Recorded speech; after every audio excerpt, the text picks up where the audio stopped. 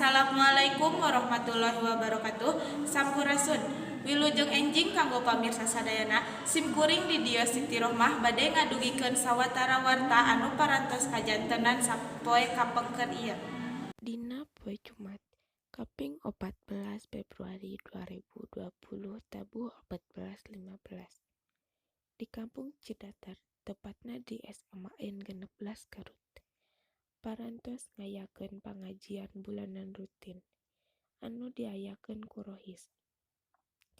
Dina acara eta, pamardi salaku pamateri anu masihan materi ngeunaan arti tina surat Al-Kautsar. Nyaeta parentah keur ngalaksanakeun sholat jeung kudu berkorban, sabab Allah geus mere kanikmatan ka maranehna anu iman. Dina acara pangajian ieu, urang sararea bisa meunang ganjaran jeung ilmu anu mangpaat.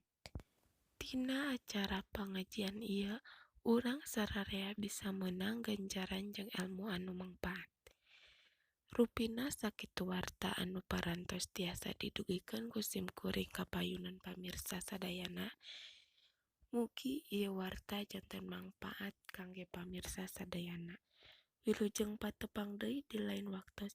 Simkuring Siti Rohmah munggaran amit mundur. Wassalamualaikum warahmatullahi wabarakatuh.